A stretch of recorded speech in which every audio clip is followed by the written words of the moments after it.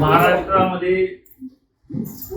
जे उपवर्गीकरणासंदर्भामध्ये निर्णय घेण्यात आलेला आहे किंवा घेणार आहे त्याच्या संदर्भात अभ्यासपूर्ण गेले 2 महिने मांडणी करणारे आमचे बंधू राहुलजी डंबाळे, त्याचबरोबर चर्मकार समाजाचे नेते माजी आमदार आदरणीय बाबूरावजी माने साहेब या ठिकाणी उपस्थित आहेत. त्याचबरोबर चर्मकार समाजाच्या नेत्या दिव्या ढोलेताई, त्याचबरोबर संदीपजी कटके साहेब, त्याचबरोबर वडाळ्याचे नगरसेवक शिवसेना उबाटाचे अनिल भाऊ कदम आणि आमच्या आंबेडकरी चळवळीचे तरुण कार्यकर्ते संजयजी भालेराव आदी सर्व मान्यवर या ठिकाणी उपस्थित आहेत. आपण पाहत आहात जनता न्यूज एक्सप्रेस. महाराष्ट्र सरकारने प्रस्तावित केलेलं अनुसूचित जातींचं उपवर्गीकरण जे 1 ऑगस्ट 2024चा सर्वोच्च न्यायालयाने दिलेल्या निर्णयाच्या अनुषंगाने करण्याचं प्रस्तावित केलेलं आहे, त्याला अनुसूचित जाती प्रवर्गातील प्रतिनिधी म्हणून आणि मेजर कास्ट म्हणून आमचा त्याला तीव्र विरोध आहे. कारण सरकारने प्रस्तावित केलेलं आरक्षण उपवर्गीकरणाचं धोरण हे अनुसूचित जातींमध्ये फूट पाडण्याचा प्रकार आहे.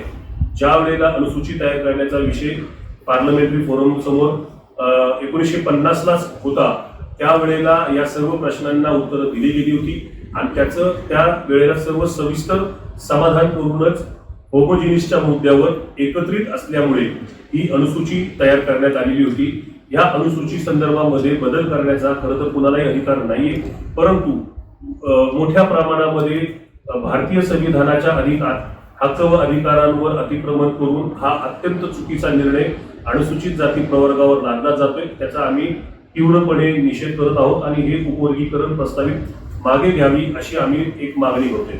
या संदर्भामध्ये आमचं सबमिशन एवढंच आहे की सध्या भारतामध्ये जातीय जनगणना सुरू आहे. असं सुरू असताना सरकारला कोणताही क्वांटिटी डेटा उपलब्ध नसताना अशा प्रकारची घाई सरकारनं करू नये ही आमची पहिली मागणी आहे. सोबतच सर्वोच्च न्यायालयाने निकाल देताना अनुसूचित जातींचं वर्गीकरण करा असा कुठेही आग्रह दिलेला नाही किंवा त्यांनी स्पष्टपणे कंपल्सेशन केलेलं नाही. तरी सुद्धा सरकार जर हे आमच्यावर लादत असेल तर ते चुकीचं ठरणार आहे आणि अनुसूचित जातींमध्ये यामुळे मोठी फूट पडण्याची शक्यता या निमित्तानं निर्माण झालेली आहे. राज्य सरकारने हा आपला प्रस्तावित निर्णय जो आहे तो मागे घ्यावा आणि कोणत्याही प्रकारे उपवर्गीकरण करू नये या संदर्भामध्ये आम्ही सातत्यानं भूमिका घेतोय. राज्य सरकार ज्या डेटाच्या आधारे म्हणजे बेंचमार्क सर्वे सामाजिक न्याय विभागानं जो केला होता तो बेंचमार्क सर्वे हा अत्यंत वादांतिक व खोटारडेपणाचा असल्याचं वेळोवेळी सिद्ध झालेले, त्यामुळे तो बेंचमार्क सर्वे आम्ही पूर्णपणे फेटाळत आहोत. तसेच याच मुद्द्यावर राज्य सरकारनं न्यायमूर्ती अनंत बदर यांच्या अध्यक्षतेखाली समिती नेमली होती. त्या समितीनं त्यांचा काय अहवाल केलेला आहे तो आम्हाला अद्यापपर्यंत उपलब्ध झालेला नाही. कोणताही अहवाल उपलब्ध न करून देताच त्यावर हरकती मागवण्याचा एक खोटा फार्स हा महाराष्ट्र सरकारनं केलेला आहे आणि उपवर्गीकरण प्रक्रिया पुढे नेण्याचा प्रयत्न केला आहे. कालपर्यंत आम्ही अपडेट घेतलेली माहिती, ज्यावेळेस आम्ही या आरक्षण उपवर्गीकरणाच्या विरोधामध्ये ज्यावेळेस आम्ही भूमिका मांडली त्यावेळेला आमच्या भूमिकेला समर्थन देत जवळपास 80,000 एकूण 80,000 लोकांनी मुख्य सचिवांच्या अध्यक्षतेखालील समिती समोर आपल्या हरकती मांडलेल्या, ज्यामध्ये मोस्ट ऑफ म्हणजे मोर दॅन 70,000 हरकती 70,000 हरकती ह्या उपवर्गीकरणाच्या विरोधात आलेल्या आहेत. म्हणजेच मोठ्या प्रमाणामध्ये उपवर्गीकरणाला विरोध केला जातोय आणि ते उपवर्गीकरण सरकारनं आमच्यावर लादू नये अशी एक भूमिका आमची आहे. यामध्ये एक अत्यंत आनंदाची बाब ही आहे की अनुसूचित जातींमध्ये बौद्ध समाज असेल, चर्मकार समाज असेल किंवा इतर जात समूह असेल हे उपवर्गीकरणाला मोठ्या प्रमाणामध्ये विरोध करतात. केवळ याच जाती आहेत असं नव्हे तर मातंग समाजांची ही प्राधान्यानं मागणी होती. त्यांच्यातले देखील अनेक इंटेलेक्च्युअल्स पुढे येऊन हे उपवर्गीकरण अनुसूचित जातींमध्ये फूट पाडण्याचे किंबहुना हे आपल्या विरोधात जाणार असल्यामुळे ते उपवर्गीकरण करू नये असं एक वातावरण आहे. थोडक्यात सांगायचं म्हणजे संक्षिप्तमध्ये की जनमत हे उपवर्गीकरणाच्या विरोधात आहे. उपवर्गीकरणाच्या विरोधामध्ये मोठी आम सहमती आहे आणि त्या संदर्भामध्ये सरकारनं आमच्या भावनांचा विचार करून हे उपवर्गीकरण प्रक्रिया थांबवावी अशी आमची मागणी. ही पत्रकार परिषद मुंबईमध्ये पहिल्यांदा जरी होत असेल तर या ठिकाणी आमचे मान्यवर नेते मानेसाहेब पुण्यामध्ये देखील आले होते.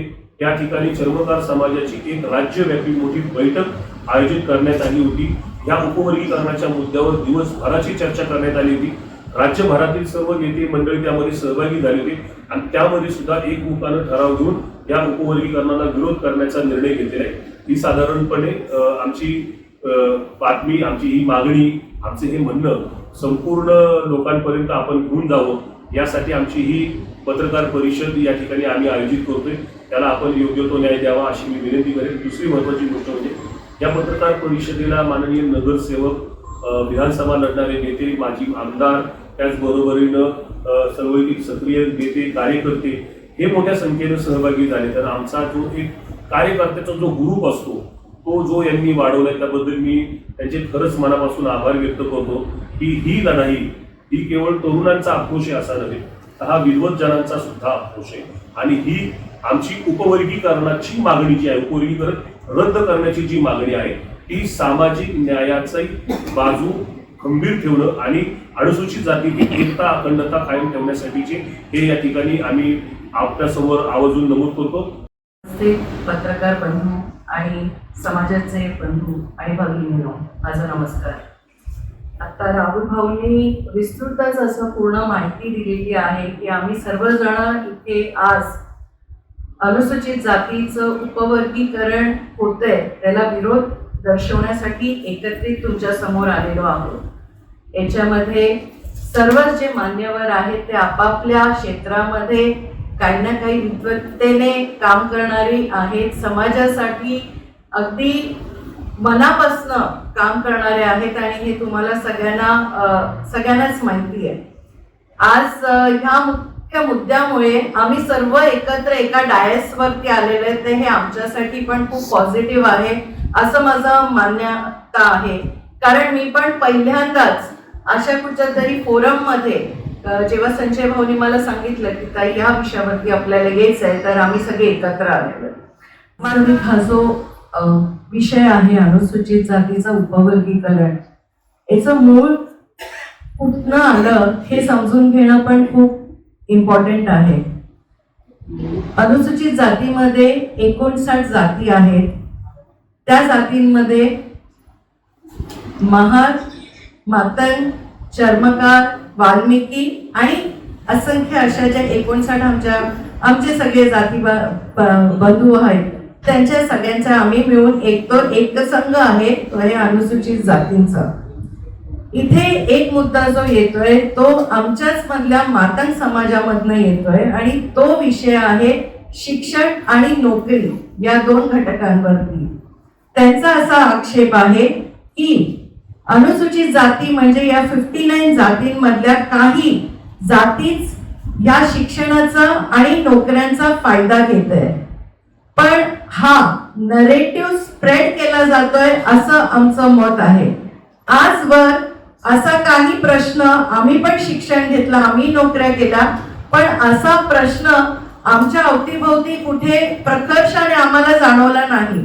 आणि त्याच्यामुळेच कदाचित मी आज या फोरम मध्ये आहे आणि मी बोलण्याचा एक चान्स घेते.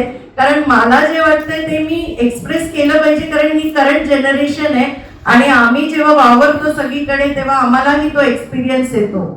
मुख्यतः जर हा नरेटिव्ह स्प्रेड केला जातो किंवा ही जर वास्तविकताही असेल की शिक्षणामध्ये आणि नोकऱ्यांमध्ये त्यांना म्हणजे मातंग समाजानं जर असं वाटत असेल की आम्हाला कुठेतरी त्याचा लाभ मिळत नाहीये, तर अशी वास्तविकता खरंच आहे का, आहे का आणि नाहीये का, याच्यामधलं जे विश्लेषण आहे ते करणं गरजेचं आहे.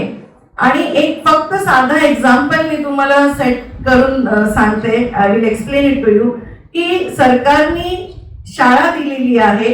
त्या शाळेची उपलब्धता जर घ्यायची असेल तर 59 जातीचे सगळीच मुलं त्या शाळेमध्ये येणार आहेत, सगळेच मुलं तो अभ्यासक्रम शिकणार आहेत.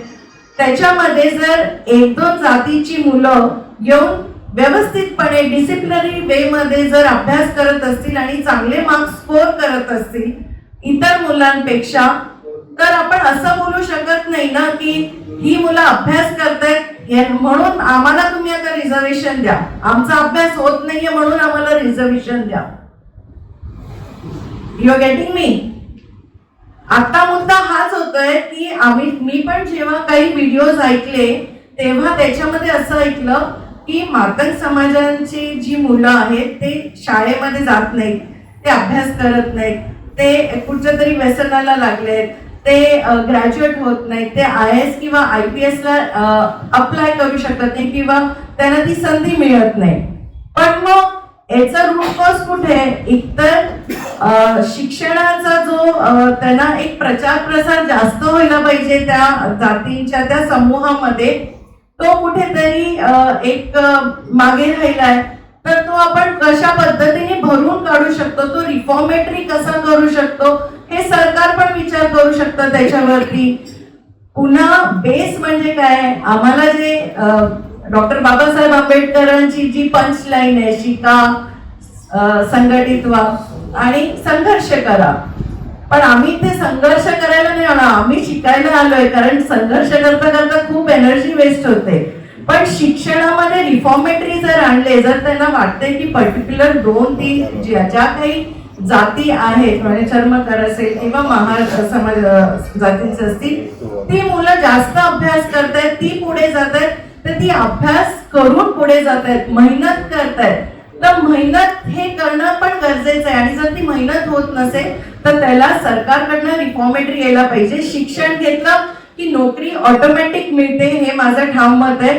कारण मी स्वतः ठीक आहे, आम्हाला शिक्षणासाठी आम्ही घेतलं रिझर्वेशन, पण नोकरीसाठी तुम्ही सरकारी नोकरीमध्ये गेला तरच रिझर्वेशन आहे. मी तर मल्टीनॅशनल मध्ये काम करते तर तिथे तर रिझर्वेशन नाहीये. मग तिथे काय कामी आलं तर आपलं शिक्षण कामी येतं आणि आपण जे काही काम करतो, एक्सपिरियन्स घेतो, तो काम करतो. तर कॉम्पिटिशन आम्ही द्यायला तयार आहोत. आणि जर मला तर असं ठामपणे म्हणायचंय की जर मातंग समाजामध्ये असा जर विचार येत असेल तर आम्ही सर्वजण आमच्या त्या मुलांना मदत करायला तयार आहोत. आमचं रिझर्वेशन जर मोकळं जात असेल की 10% रिझर्वेशन असेल कुठे आणि त्यातल्या सीट्स कुठे भरतच नाहीत ना, जर त्या मोक्या राहत असतील तर आम्ही देतो ना, आमच्यातच देतो. पण रिझर्वेशननी हा मुद्दा सॉल्व्ह होणार आहे का? म्हणजे एखादं मूल जर अभ्यास करत नसेल तर आपण असं म्हणायचं का की रिझर्वेशन द्या, रिझर्वेशन दिलं की तो मुलगा शाळेत जाईल आणि अभ्यास करेल? हे पॉसिबल नाहीये. इथे आपल्याला शैक्षणिक पातळीवरती काहीतरी वेगळं पण सरकारने आणलं पाहिजे आणि मला वाटतं सरकार तो प्रयत्न करते. मला आत्ताच भाऊनी सांगितलं की 2008 पासून सरकार या बाबतीमध्ये प्रयत्न करते आणि सरकारने तो प्रयत्न अजून जर वाढवला तर त्याच्यामध्ये आम्हा सगळ्यांना पण इन्व्हॉल्व करा. आम्ही पण आमचं त्याला कॉन्ट्रीब्युशन देऊ. पण आमचं जे आम्ही एक संघटित अनुसूचित जाती आहोत, आम्हाला डिवाइड करू नका. कारण जर डिवाइड केलं तर आमच्या मधली पण जी भाऊबंदिकी आहे ती डिस्ट्रॉय व्हायला वेळ लागणार नाही आणि तेच आम्हाला नको आहे. कारण जर शेड्यूल मध्ये आम्ही एकत्र आहोत तर आमचं जर लाभ पण आम्हाला एकत्र मिळतोय तर आमचे जे प्रॉब्लेम्स पण असतील तर ते आम्हाला एकत्र बसून सॉल्व्ह करू देणं हे गरजेचं आहे. दुसरं, टेक्निकली जे आता बदर समितीबद्दल आमचं सगळ्यांचं जे म्हणणं आहे, बदर समितीचा अहवाल रिपोर्ट तो सार्वजनिक केलेला नाहीये आणि ती आमची मागणी आहे की तो जो अहवाल आहे तो सादर करावा. कारण जर आम्ही रिपोर्टचा अभ्यास केला नाही तर आम्ही आक्षेप नोंदवायचे कशावरती आहे? आम्ही जर आक्षेप नोंदवतोय आणि त्या एक लेटर मध्ये एक ईमेल आयडी आला होता, मी IT फील्डची आहे म्हणून मला एक प्रश्न आला, मी स्वतः पण त्याच्यावरती माझा विरोध पाठवलेला आहे, लिहून पाठवलेला आहे. पण आता टेक्निकल गोष्ट हे आहे की एखाद्या ऑर्गनायझेशनला ज्यांनी क्लेम केलेलं आहे की तुम्ही ह्या XYZ ईमेल वरती तुमचा आक्षेप नोंदवा, फक्त ईमेल आयडी दिलेला आहे. आता अनुसूचित जातीमध्ये तसेही किती लोक ईमेल वरती पाठवतील? आमच्यापैकी आता पाठवलेले आहेत 80,000 वगैरे, पण लाखोच्या संख्येने जर ईमेल यायचे असतील तर ईमेलच्या सोबत त्यांनी एखादा व्हॉट्सअप नंबर द्यायला हवा होता ज्याच्यामध्ये लोकांनी ऑडिओ पण पाठवले असते. आज किती जण आपण ईमेल वरती करतो, करस्पॉन्डन्स आपण नाही करत. बरं केलाही असेल तर मी आज ईमेल पाठवले, मला काहीच एक्नॉलेजमेंट नाही आलंय, मग तो ईमेल गेलाय कुठे? त्याच्याही पलीकडे अजून जाऊन सांगते, आज सोशल मीडियाचा पूर्ण जमाना आहे. 40 पैशामध्ये जो सोशल मीडियावाले सगळं ट्विट करत असतात किंवा काही करत असतात. हु नोस, कितीतरी जणांनी ईमेल पण फेक पाठवले असतील. आम्हाला त्याचा क्वांटिफायबल डेटा पाहिजे की ईमेल कुठून आले, किती रेस्पॉन्स, आणि त्याला आपल्याला रेस्पॉन्सच मिळत नाहीये. मग जर माझा मेल गेले कुठे, कोण वाचते, कुठची कमिटी वाचते, त्याचा डेटा पब्लिश होत नाहीये. आमची ही सरळ मागणी आहे. म्हणजे मलाही असं वाटतं की सरकारने आमच्या सगळ्या लोकांचं रिप्रेझेंटेशन बोलवायला पाहिजे आणि हा विषय डिस्कस केला पाहिजे, किंवा जर समिती असेल तर समितीने प्रेझेंटेशन दिलं पाहिजे की बदल समितीचा हा रिपोर्ट आला आहे, त्याच्यामध्ये हे प्लस आलेत, हे मायनसेस आलेत, आणि याच्यामध्ये तुमचं मत काय हे समोरासमोर घेतलं पाहिजे. डिजिटली हे घेतलं नाही पाहिजे, की कारण कॉन्स्टिट्यूशनने जो आम्हाला अधिकार दिलेला आहे, आम्ही कॉन्स्टिट्यूशन मधनं आलेलो आहोत, आमचं रिझर्वेशन कॉन्स्टिट्यूशनने दिलेलं आहे, ते व्हॅलिडेट व्हायला पाहिजे, ते रॅटिफाईड व्हायला जर पाहिजे असेल तर आम्हाला त्याच्यामध्ये इन्व्हॉल्व केलं पाहिजे.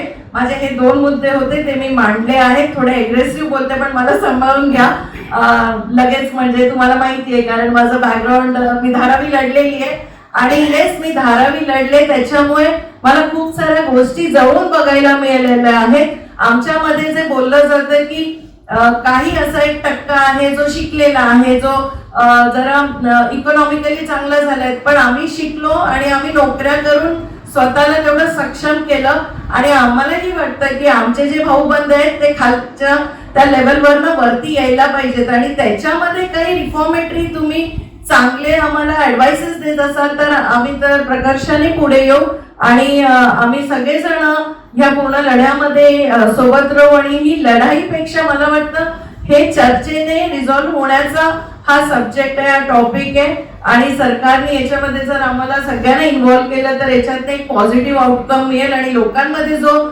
मेसेज जातोय की अनुसूचित जातीमध्ये आता हे एकमेकांशीच भांडायला लागलेत, हा याच्याबद्दल बोलतो आणि ते त्याच्याबद्दल बोलतोय, हे ऐकून आम्हालाच दुःख होतंय आणि ते आम्हाला नकोय. आम्हाला आमचा एक संघ एकत्रितच हवाय. धन्यवाद. थँक्यू. जय जय महाराष्ट्र. सर्वप्रथम मी सर्वांचे धन्यवाद देईन. या ठिकाणी आपण मोठ्या संख्येने सर्व लोक उपस्थित आहात. मी सर्वप्रथम या ठिकाणी उपवर्गीकरणाचा मी निषेध करतो आणि मी तुम्हाला एवढं सांगतो की बाबा आता हे जे एससी समाज आहे, आमचा जो मातंग समाज, त्या मातंग समाजाला या सर्व जी 64 जाती आहे, 69 जाती म्हणताय, 64 जातींपैकी ह्या एका समाजाला आपल्याबद्दल बाबा तुम्हाला हे कुठल्या पद्धतीचं तुम्हाला शिक्षण घेता येत नाही, हे सगळं काही पर्टिक्युलर लोक एससी मधले घेतात, हे त्यांच्या डोक्यामध्ये बिंबवलं गेलेलं आहे. हे आज नाही तर कित्येक वर्षापासून बिंबवलं गेलेलं आहे. आणि काही लोक, काही जे प्रस्थापित लोक जे आहेत, ह्या त्याच्यामध्ये जे फूट पाडणारे जी लोक आहेत, ह्या आमच्या ह्या समाजाला म्हणजे या मातंग समाजाला त्यांना हाताशी घेऊन आम्ही हे पर्टिक्युलर आम्ही पाहिलेलं आहे, आम्ही पाहिलंय की त्या समाजाला या सर्व मागासवर्गीय समाजापासून त्यांना तुम्ही काहीतरी वेगळे आहात, तुम्ही यांच्यापेक्षा पण येते, तुम्हाला याच्यात काही तुम्हाला याचा लाभ घेता येत नाही असं त्यांच्या डोक्यात बिंबवलं गेलेलं आहे. आणि तुम्हाला याच्यात काहीच मिळणार नाही आणि तुम्ही फार खातेदार, तुम्ही शिक्षण तुमचं होत नाही, तुम्हाला त्याचं आरक्षण मिळत नाही, या सगळ्या गोष्टी जर त्यांच्या डोक्यात बिंबवलेलं. आणि बऱ्यापैकी आता मी अण्णाभाऊ साठे नगरमध्ये माझं लहानाचं मोठं पण झालेलं आहे, शिवडीमध्ये गोवाडामध्ये. त्या ठिकाणी अण्णाभाऊ साठे नगर त्या ठिकाणी जे वसवलेलं आहे, आम्ही लोकांनी वसवलेलं आहे त्यावेळेला वास्तविकता.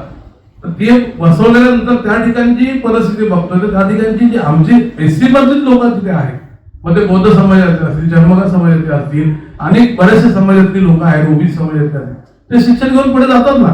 पण बऱ्यापैकी जर लोक जर पाहिले आपण जे मातंग समाजाची लोक, आमची जी मुलं आहेत, आमचं बांधव आहे, पण ती जी मुलं आहेत नशेच्या आरी जात आहेत, त्यांना त्यांच्यापासून फार वंचित ठेवलं जातं या सगळ्या शिक्षणापासून. त्यांची जी गरिबी आहे ती गरिबी आणखीन गरिबीमध्ये कशी जाईल ह्याच्यामध्ये काही लोक त्या ठिकाणी येऊन आजच्या तारखेला, आजच्या 21व्या शतकामध्ये काही लोक ते अण्णाभाऊ साठे नगरमध्ये येऊन जे मातंग समाजाच्या लोकांना हाताशी घेऊन त्यांच्या मनात जे त्यांच्या डोक्यामध्ये जे काय विष पेरलं जात आहे. आणि मला असं वाटतं की आमच्या एससी समाजामध्ये आता एक हिंदू मुस्लिमचं तर झालेलंच आहे, पण आता हे एससी मध्येच भांडणं लावायला लागलेली आहे. हे आमच्या बांधवांमध्येच आमच्यामध्ये आपसमध्ये ही फूट पाडत हे सरकार काम करत आहे. तर मी अशा लोकांचे हे जे विकृती समाजाची जी काही लोक आहेत जे आमच्यामध्ये फूट पाडतात, मी त्यांचा सर्वप्रथम जाहीर निषेध करतो. इथं थांबतो. जय जय महाराष्ट्र. जाती उपवर्गीकरणाचा जो विषय आहे, ह्या बाबतीत जर बोलायला गेलं तर आपल्याला सर्वप्रथम हा विचार केला पाहिजे की ज्यावेळेस संविधान बनवलं गेलं, परमपूज्य डॉक्टर बाबासाहेब आंबेडकरांनी संविधानामध्ये ज्या अनुसूचित जातींना आरक्षण दिलं, त्यावेळेस त्यांनी सुद्धा हा विचार केला की जेवढा एससी समाज आहे, अनुसूचित जातीचा समाज आहे, तो एकसंध राहिला पाहिजे, तो एकत्रित राहिला पाहिजे. कारण अन्याय जो आहे हा सामाजिक विषमतेमुळे सर्वांवर झालेला आहे. 2004 ला आंध्र प्रदेशमध्ये सुद्धा एक पिटिशन गेलं होतं चिन्नया या नावाने. त्यावेळेस सुद्धा आंध्र प्रदेश हायकोर्टने सरळ सांगितलं होतं की जातीमध्ये उपवर्गीकरण करता येणार नाही. त्याला चॅलेंज सुप्रीम कोर्टामध्ये केलं आणि सुप्रीम कोर्टामध्ये हा जाती वर्गीकरणाचा विषय जो आहे तो नव्याने आदेशित करण्यात आला.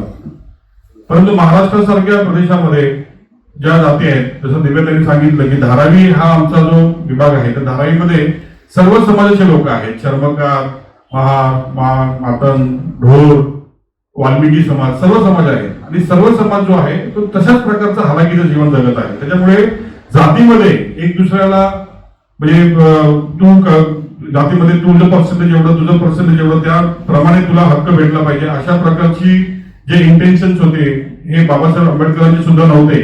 त्यामुळे हा जो विषय आहे, मी मानतो की सरळ बाबासाहेबांनी सर्व समाजाला एकत्रित करण्यासाठी जो प्रयत्न केला होता, हा सरळ त्याच्यावरच आघात आहे.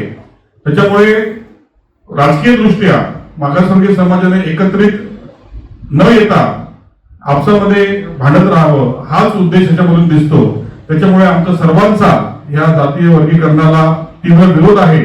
आणि येणाऱ्या काळामध्ये जे काही आंदोलन होतील, जसं आता ढोर समाज आहे, चर्मकार समाज आहे, ढोर समाज आहे, मातंग समाज आहे, सर्व समाजाचे लोक आम्ही इकडे बसलो आणि सर्व एकत्रितपणे याचा विरोध करतोय. त्यामुळे येणाऱ्या काळामध्ये सुद्धा सरकारने समाजातील सर्व प्रतिनिधींना सोबत बोलवलं पाहिजे, सर्वांची चर्चा केली पाहिजे आणि चर्चेच्या माध्यमातूनच पुढचा निर्णय जो आहे तो घेतला पाहिजे. आणि जोपर्यंत असं होणार नाही तोपर्यंत ह्या सर्व गोष्टींना आमचा विरोध राहील आणि आम्ही सर्व एकत्रितपणे येऊन या विषयावर आम्ही लढत राहू आणि सरकारला सुद्धा सांगू की आमच्याशी चर्चा करा, सर्वांची चर्चा करा आणि चर्चेच्या अंतीच तुम्ही निर्णय घ्या. आणि येणाऱ्या काळामध्ये जे काही आंदोलन होतील त्या आंदोलनाला आम्ही सर्व जातीचे लोक जे आहेत ते एकत्रितपणे उभा राहू. कारण आम्ही सर्व अनुसूचित जातीचे लोक आहोत आणि सर्वांवर सामाजिक विषमतेचा सर्वांवर समान प्रकारे घाला जो आहे तो झालेला आहे. त्यामुळे एखाद्या जातीला टार्गेट करून अगर ह्या प्रकारचा निर्णय होत असेल तर याचा आम्ही तीव्रपणे निषेध करतो. धन्यवाद. जय हिंद.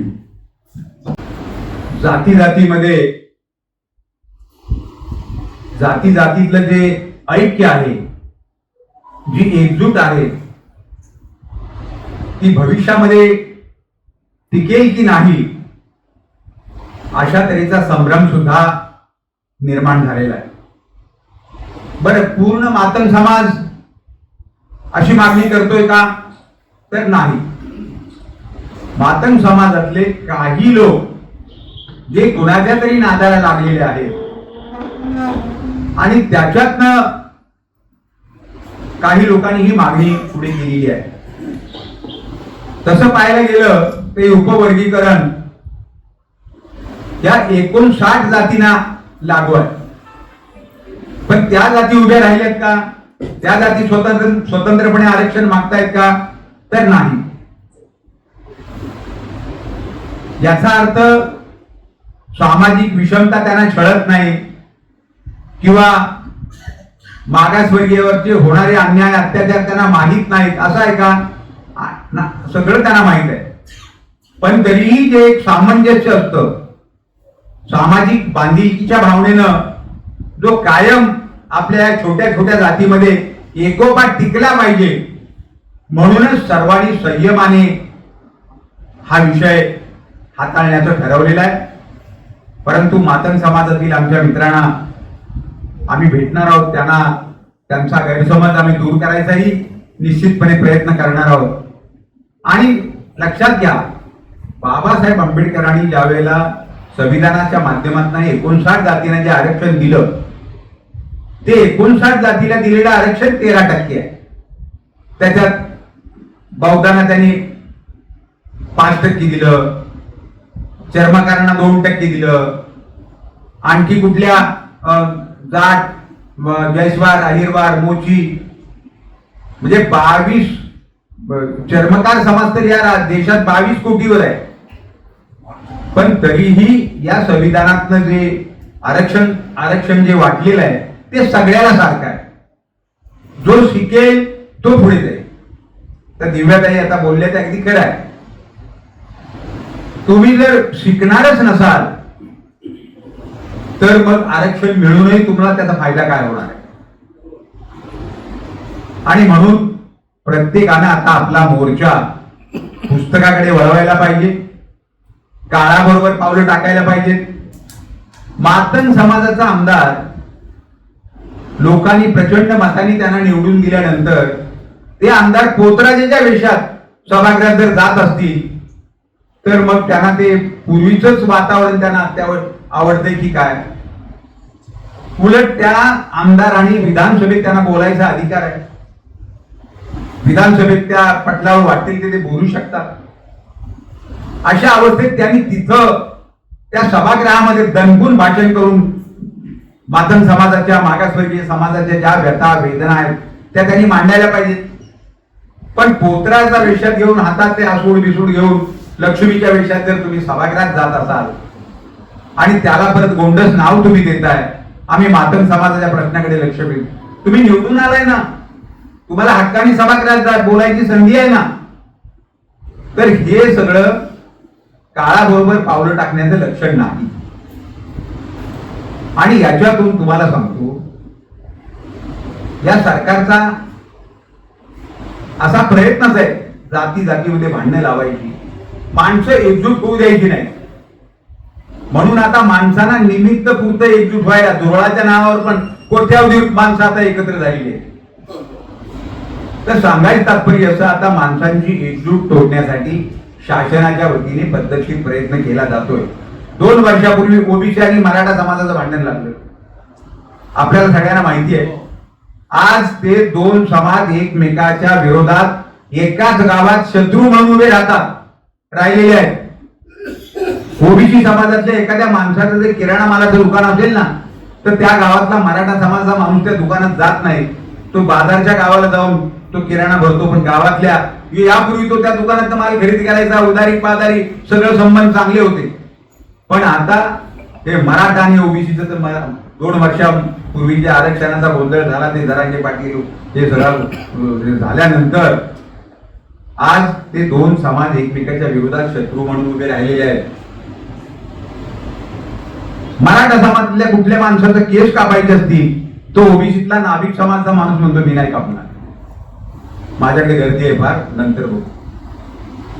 म्हणजे ही सामाजिक एकता अशा पद्धतीने भंग पावत चालली आहे. आता आमच्यात थोडस कुठेतरी एक वाक्यता होती, ती पण ह्या आरक्षणाच्या निमित्ताने आमच्यात नको ते विष पेरून आम्हाला सुद्धा दुभंगून टाकण्याचा प्रयत्न या निमित्ताने होतोय. आणि एवढं सगळं करताना आता आरक्षण तर संपवायची वेळ आलेलीच आहे, आरक्षण संपवायच्या डाव शिजतोय.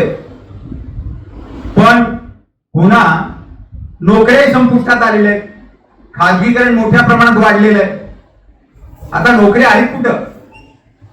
मग ज्या टोपल्यात भाकरीच नाही त्या रिकाम्या टोपल्यासाठी आपण एकमेकाच्या विरोधात भांडायचं का, उभं राहायचं का, हा खरा प्रश्न या ठिकाणी आहे. आणि म्हणून आम्ही सर्वांनी ठरवलेला आहे, उपवर्गीकरणाला जोरदार विरोध करायचा. उपवर्गीकरणाची मागणी 59 जातीपैकी कुणीही केलेली नाही. अर्ध्या अधिक जातीनं, 59 जातीपैकी 30-35 जातीनं जर उपवर्गीकरणाची मागणी केली असती तरीही त्यांना आम्ही समजावून सांगितलं असतं, हे अत्यंत चुकीचं मागताय, चुकीचं घडतंय, आपल्या आत्मसन्मानाला या माध्यमातून ठोस पोचणार आहे. आपण आत्मसन्मान गमावून बसणार आहोत आणि मग एकमेकाच्या प्रतिष्ठेची लढाई आपण आपसातच खेळून आपण नष्ट होणार आहोत. पण इथे फक्त एक जात, ती पण पुरेशी नाही, त्या जातीतल्या काही ठराविक लोकांनी ही मागणी केलेली आहे. या मागणीतला दुष्परिणाम ज्यावेळेला त्यांच्या लक्षात येईल त्यावेळेला त्यांचे डोळे उघडतील, पण त्यावेळेला वेळ निघून गेलेली असेल.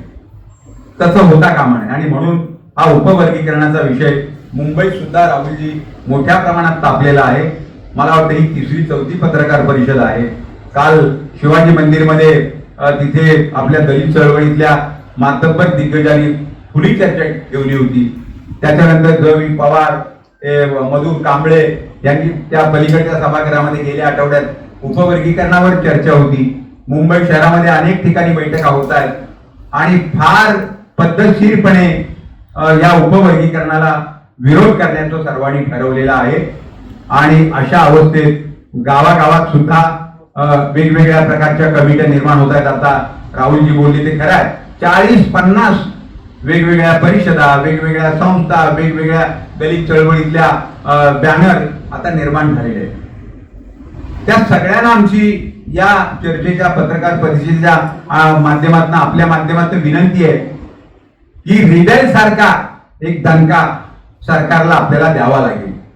त्यासाठी फार सामंजस्याने अशा तऱ्हेच्या संस्था छोट्या मोठ्या चालू करून जे काम सुरू आहे ना, त्यांनी फार सामंजस्याने वागण्याची, बोलण्याची आता वेळ आलेली आहे.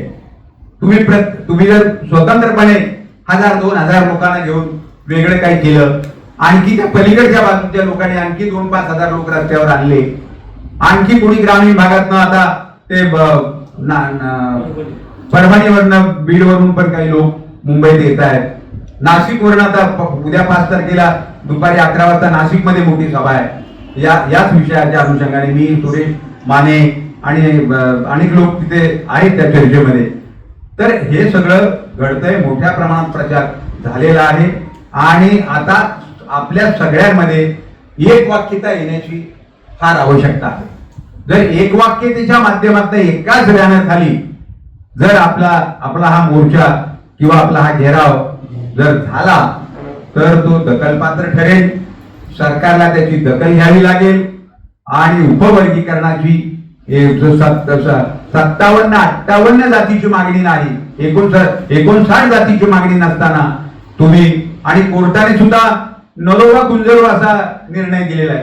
तुम्हाला करायचं असेल तर करा, तुम्ही करू शकता, म्हणजे आमच्यावर सोपवले त्यांनी.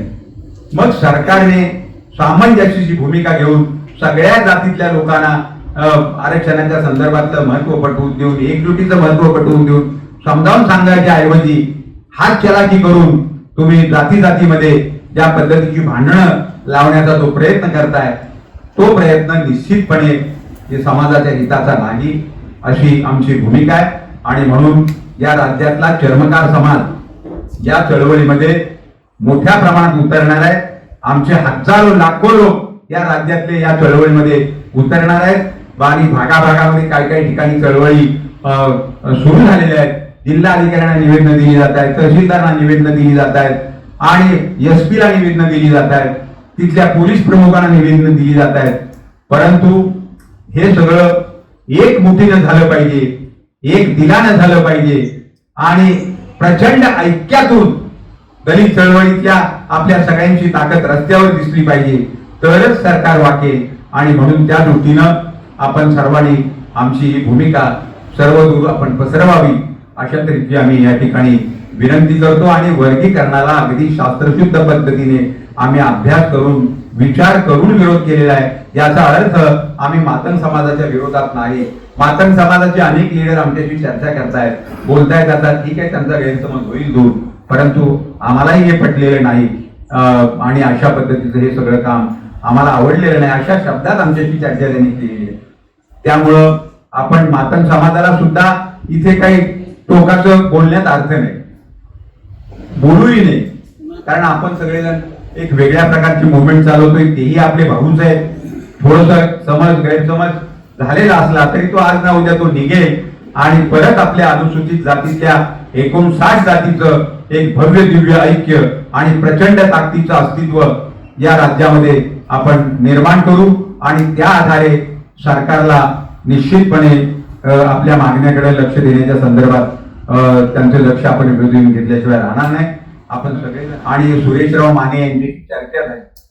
तर या संदर्भात एक 8 ते 10 लोकांचं शिष्टमंडळ तयार होत आहे आणि तयार करून ते त्या मातंग समाजात जे या विषयाचं जे लिडिंग करतायत त्यांच्याबरोबर सामंजस्याने चर्चा करण्याचा आमचा विचार आहे आणि ते येणाऱ्या 4-8 दिवसात ते घडेल अशा तऱ्हेची आम्हाला खात्री आहे. त्या दृष्टीनं उपवर्गीकरणाला विरोध करणाऱ्या लोकांनी ती तयारी दाखवली आहे. अबगड ही मराठीमध्ये किंवा कोणत्याही भाषेमध्ये जेवढी अक्षरं आहेत त्याही पेक्षा प्रचंड तुकडे या 59 जातीचे या उपवर्गीकरणाच्या माध्यमातून होणार आहे. 13.5% आरक्षण आहे आणि त्यांना काही मिळालं नाही म्हणून ते गैरसमजुतीच्या आधारावर अशा तऱ्हेची मागणी करतायत. आमचं असं म्हणणं आहे, बाबासाहेब आंबेडकरांचा जो मंत्र आहे शिका, संघटित व्हा आणि संघर्ष करा, तो बौद्ध समाजाने त्यांच्या रक्तात भिनवला आणि म्हणून त्यांच्यातले 4 लोक आज आघाडीवर दिसत आहेत. पण त्या आघाडीवर गेले म्हणून त्यांनी तुमच्या खिशातलं खाल्लं, हा जो गैरसमज आहे हा अत्यंत चुकीचा आहे. कारण त्यांनी संघर्ष केला, त्यांनी पुस्तकाबरोबर मैत्री केली, रात्रंदिवस त्यांनी अभ्यास केला. बाबासाहेबांनी सांगितलं त्यांना की मेलेली जनावरं ओढायची नाही. ताबडतोब त्या दिवसापासून त्यांनी ते काम टाकलं आणि पुस्तकाबरोबर एक वेगळ्या प्रकारचं सत्य निर्माण केलं. त्यातून ते पुढे गेले आणि म्हणून आज प्रत्येक समाजाने पुस्तकाबरोबर मैत्री करायला पाहिजे, अभ्यासाकडे लक्ष केंद्रित करायला पाहिजे आणि शिकल्याशिवाय रिझर्वेशन जरी मिळालं तरी त्याचा काही फायदा आपल्याला होणार नाही, हा त्याचा अर्थ आहे. आणि जर तसं असेल तर सरकारने त्यांना असं वाटतं ना मातंग समाजाला की अन्याय झालेला आहे, चर्मकार समाजावर अन्याय झालेला आहे, आमची अशी काही भूमिका नाही, आमच्यावर अन्याय झालेला आहे, आम्ही पुस्तकात अभ्यासात कमी पडलो म्हणून कदाचित आम्ही मागे आहोत आणि त्यांच्या बाबतीतही तेच आहे. आणि जर सरकारला असं वाटतंय तर सरकारने मातंग समाजाला एक 4-5 हजार कोटी रुपयाचं, 10,000 कोटी रुपयाचं एखादं पॅकेज द्यावं ना. आम्हाला काही आमच्या पोटात दुखणार नाही, आम्हाला आनंदच वाटेल. त्यांच्यावर अन्याय खरोखर झालाय असं जर सरकारला वाटत असेल तर सरकारने मंत्रिमंडळात ठराव करावा आणि एक 10,000 कोटी रुपयाचं पॅकेज मातंग समाजाला देऊन टाकावं. कुठे कमी पडलोय, काय पडलोय, त्याच्यात ते पैसे तिथं वापरावेत ना. उलट मातंग समाजाच्या या किंवा या 59 जातीच्या प्रगतीसाठी ठेवलेले पैसे तुम्ही लाडक्या बहिणीला देताय, इकडे देताय, दूध गिरण्यांना देताय, साखर कारखान्याला देताय आणि आमच्या विकासासाठी ठेवलेले पैसे तुम्ही खुशाल 500 कोटी, 800 कोटी, 1000 कोटी समाज कल्याण विभागाचा निधी तुम्ही इकडे तिकडे फिरवताय. याच्यावरूनच मागासवर्गीय समाजाच्या प्रगती बाबतीत तुम्हाला किती प्रेम आहे याचा अंदाज आम्हा सगळ्यांना येतोय. तर आमचा विरोध याच्यासाठी आहे, विज्ञानावर आधारित आमचा विरोध आहे.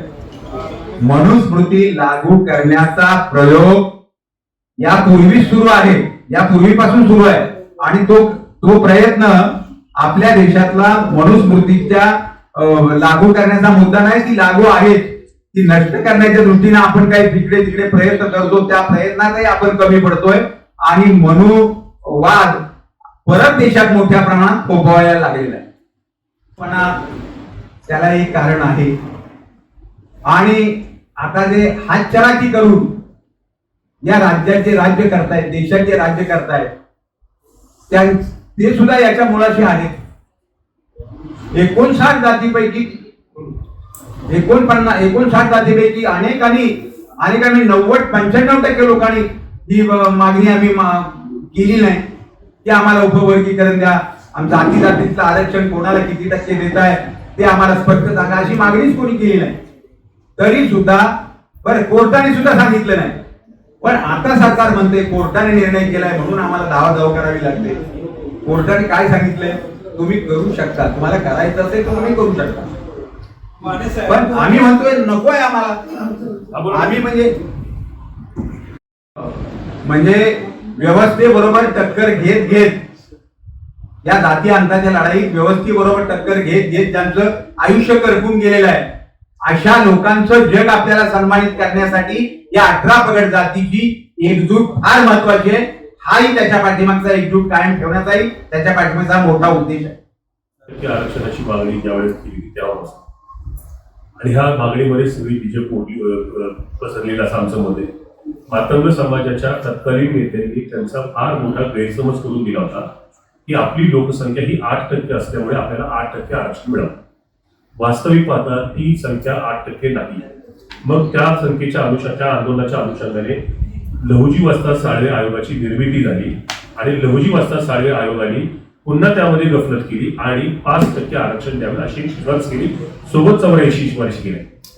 त्यावेळेला सरकारनं त्या शिफारशी लागू कराव्यात किंवा एखाद्या समुदायाला जर वाटतंय की माझ्यावर अन्याय होतोय तर त्याचं एक व्हेरिफिकेशन करावं आणि ते व्हेरिफिकेशन जर योग्य असेल तर त्यांना ती संधी उपलब्ध करून द्यावी असं त्यावेळच्या सरकारनं केलं.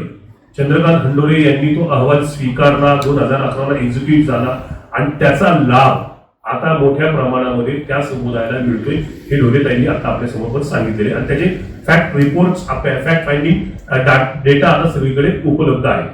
त्यावेळेला महाराष्ट्रातल्या सर्व सामाजिक चळवळीनं त्याकडे गांभीर्यानं पाहिलं नाही का तर किंबहुना त्या मागणीला पाठिंबा दिला होता.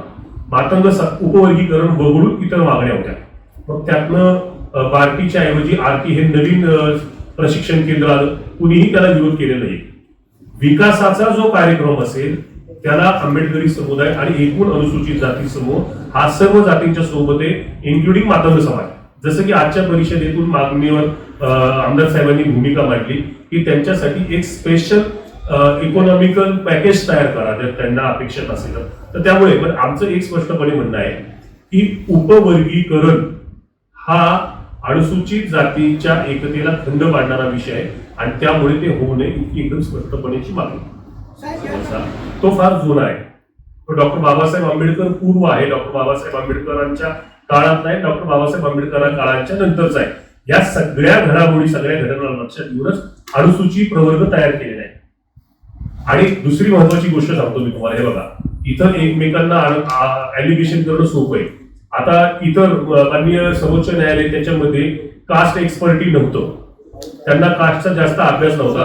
आता आमचं असं स्पष्टपणे म्हणणे की समजा आपण एक उदाहरण दाखल मातंग समाज ज्यांची मागणी आहे की आरक्षणाचं उपवर्गीकरण झालं पाहिजे आणि आम्हाला अपेक्षित न्याय मिळालेला नाही, तर त्या मातंग समाज हा एकमेव जात आहे का? त्याच्यामध्ये 8 सबकास्ट आहे. मग त्या इतर 7 सबकास्टचा आपण सर्वे केला का? मग त्याच्यात पुन्हा काय येतंय की 8 पैकी फक्त एक माग या जातीनं सर्व सवलती घेतलेल्या आहेत. मग हे सब कॅटेगरायझेशन कुठपर्यंत जाईल ही चिंता त्याच निकालामध्ये व्यक्त केलेली आहे का अन्य जजेसनी? हा फक्त बहुमताचा खेळ झालेला आहे. आपण 59 जाती बोलतोय पण 59 जाती मुख्य जाती 150 जाती त्यामध्ये सबकास्ट आणि प्रत्येक जात हे एक स्वतंत्र राष्ट्र आहे. डॉक्टर बाबासाहेब आंबेडकर किंवा तत्कालीन सर्व मान्यवरांनी एक भूमिका घेतली की जातीयतेतून जाती अंताकडे आपल्याला जायचे म्हणून तर प्रवर्ग तयार केला गेला आणि त्या प्रवर्गाला आरक्षणाच्या हेतूलाच नव्हे तर भारतीय संविधानाच्या मूळ स्ट्रक्चरला धक्का लावणारं ही बाब आहे. म्हणून या विरोधामध्ये एक मोठा आक्रोश म्हणजे आर्थिक विकासाचे जे कार्यक्रम आहेत त्यावर सरकारनं त्या वेळेला निर्णय घेतलेले. मी मगाशी देखील सांगितलं की सामाजिक विकासाच्या संदर्भामध्ये निर्णयक्षम बनवण्यासंदर्भामध्ये आद्य क्रांतिगुरू लहुजी वस्ताद साळवे आयोगाची अंमलबजावणी सुरू आहे. अंमलबजावणी त्यामुळे सरकार त्या पातळीवर निर्णय घेते. आता हा मागणी जी आलेली आहे ही केवळ आणि केवळ राजकीय असूयेपोटी आलेली आहे असं आमचं स्पष्टपणे मत आहे. मगाशी देखील मानेसाहेब अतिशय जबाबदारीने सांगतायत की मातंग समाजातील सुद्धा एक विशिष्ट वर्गच यामध्ये मागणी करतोय, उर्वरित काही येत नाही. एक विशिष्ट संघटनाच ते करतात तर त्यांचा विचार जर आपण पाहिला तर निश्चितच ते एका विशिष्ट विचारधारेशी संबंधित आहे. तर त्यामुळे ही संपूर्ण अनुसूचित जातीचं नाहीच नाही परंतु संपूर्ण मातंग समाजाची सुद्धा ही मागणी नाहीये. त्यामुळे उपवर्गीकरणाला सरकार अनुसूचित जातीमध्ये गोंधळाची परिस्थिती निर्माण करतंय आणि त्यामुळे ते होणे एवढे आम्ही स्पष्टपणे मानतो. या विषयावर राज्यभरामध्ये अनेक बैठका सुरू आहेत. उपवर्गीकरणाला विरोध करणाऱ्या आतापर्यंत आमच्या नॉलेजमध्ये असलेले जवळपास 26 मोर्चे जिल्हा आणि तालुका स्तरावर झालेत, ज्यामध्ये नांदेड आहे, परभणी आहे, बीड आहे, त्याबरोबर पुणे आहे आणि नागपूरला आता मोठा मोर्चा आहे, मुंबईमध्ये परत एक मोर्चा आहे आणि 30 तारखेला आमचं एक सर्वव्यापी सर्वसमावेशक सर्व जात समूहांना आणि विशेषतः लोकप्रतिनिधींना घेऊन 30 तारखेला मुंबईला सुद्धा एक मोठ्या धरणे आंदोलनाचं घेण्याचं आंदोलन आपलं आहे. म्हणजे एकंदरीतच केवळ ही इंटेलेक्च्युअल क्लासेस नव्हे तर मास मध्ये सुद्धा याबद्दल एक मोठी चर्चा आहे आणि उपवर्गीकरण हे रद्दच झालं पाहिजे ही अत्यंत आग्रही भूमिका अनुसूचित जाती प्रवर्गाकडून केली जाते. सोबतच एक सूर असाही मोठ्या प्रमाणामध्ये येतोय की केवळ अनुसूचित जातींच्याच उपवर्गीकरणासंदर्भात का चर्चा केली जाते. या ठिकाणी ईडब्ल्यूएसचं आरक्षण आहे, जनरल कोटा आहे आणि सोबतच ओबीसी आरक्षण आहे, ज्यामध्ये प्रगत अशा जातीचा फार मोठा वर्ग आहे. अतिरिक्त संघर्ष मारामारीपर्यंतचा विषय आहे. त्या दृष्टिकोनातून सरकारमध्ये समाजामध्ये किती दुरी पेटलेली ती आपण पाहिली. लॉ अँड ऑर्डरची सिच्युएशन राज्यामध्ये वेळोवेळी झालेली आहे हे देखील आपण पाहिले. पण ते सर्व सोडून केवळ अनुसूचित जातीला टार्गेट करणं हे अत्यंत चूक आहे. सरकारनं ते करू नये अशी विनंती आम्ही करतोय आणि ते मान्य. अचूक बातम्या, निपक्षपाती विचार, अन्यायाविरुद्ध वाचा फोडणारे परखड विचारांचे सार्वभौम दैनिक प्रजासत्ताक जनता.